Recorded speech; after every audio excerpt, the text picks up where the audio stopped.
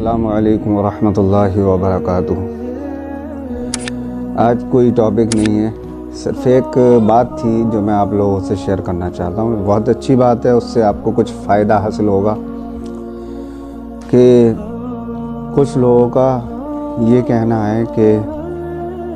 Google سے یا پھر سوشل میڈیا سے کوئی بھی اسلامک پڑھائی نہیں کر سکتا۔ کوئی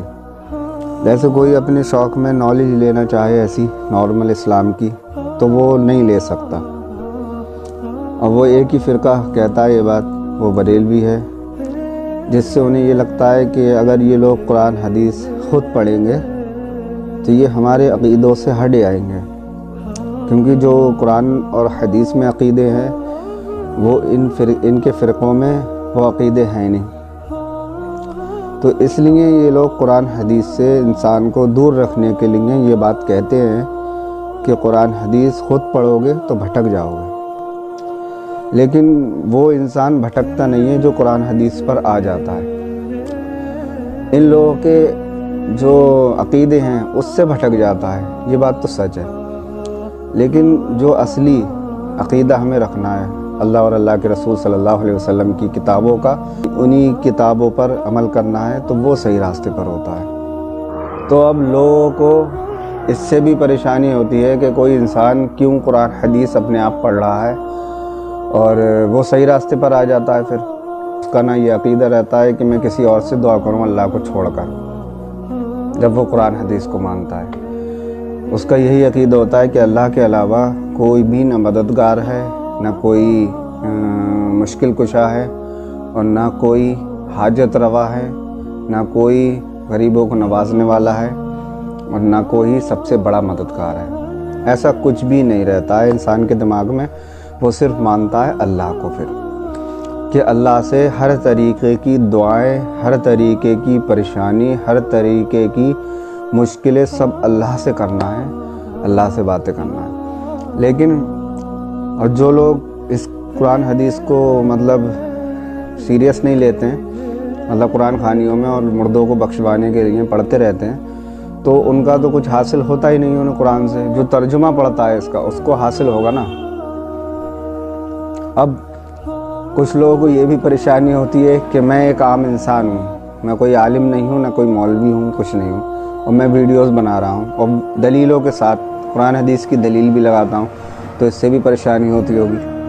اور واقعی میں انہیں تکلیف ہونا بھی چاہیے، کیونکہ 8 سال 9 سال گزار دیتے ہیں مدرسے میں پڑھتے پڑھتے، اور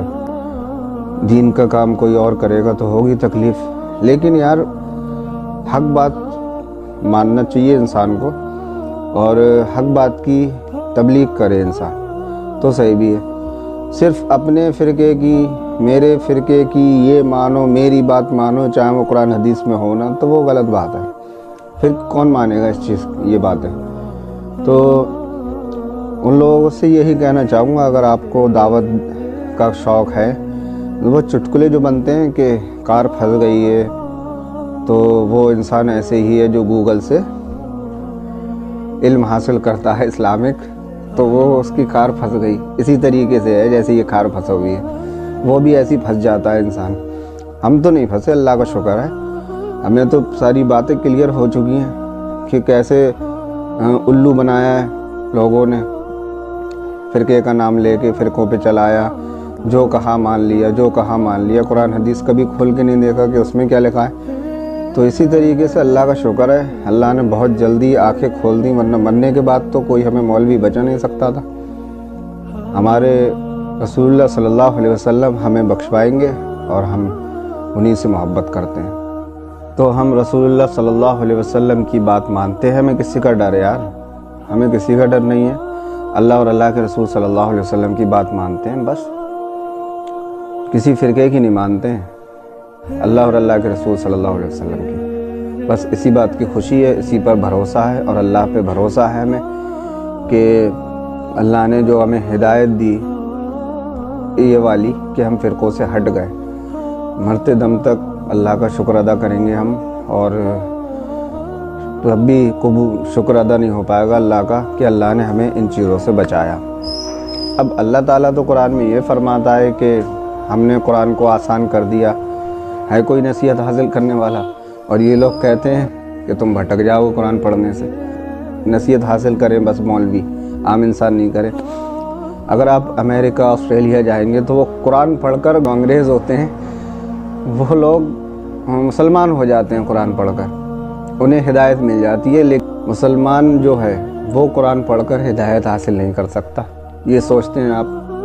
یہ لوگ تفریح بنواتے ہیں اپنی، کیا کرا جائے، اللہ توفیق دے۔ اب یہ لوگ کہتے ہیں کہ قرآن حدیث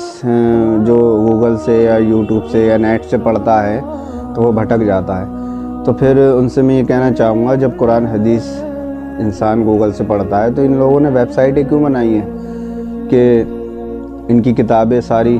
گوگل پر ہیں، یوٹیوب پر ویڈیوز بنا رہے ہیں بڑے بڑے مولانا انہی فرقے کے۔ تو ان لوگوں کو منع کرنا چاہیے کہ سوشل میڈیا پہ اپنی ویڈیوز نہ ڈالیں، ورنہ بھٹک جائے گا انسان۔ اور اسی طریقے سے کہ انسان یہ سوچتے ہیں کہ قرآن حدیث جیسی گوگل پر آتی ہے چینج ہو جاتا ہے، ایسا کچھ نہیں ہے، یہ لوگوں کے ڈرامے ہیں۔ اگر چینج ہو جاتی ہے تو اپنے بزرگوں کی کتابوں کی جو ویب سائٹیں ہیں وہ بند کرواؤ پہلے، اور اپنی کتابیں مت ڈالو ویب سائٹ پر، گوگل پر، تو ہم مانیں گے نا۔ دوسروں سے کہنا آسان ہے، اپنے آپ کرو نہیں یہ کام۔ اپنے آپ بھی یوٹیوب چینل چلا رہے ہیں، لیکن نیٹ سے کوئی اسلامک چیز سیکھے گا تو وہ غلط ہے، وہ گمراہ ہو رہا ہے، لیکن اپنے فرقے کے مولانا کی سنے گا تو وہ گمراہ نہیں ہو رہا ہے۔ یہ دیکھنا کتنی اچھی چالاکی ہے۔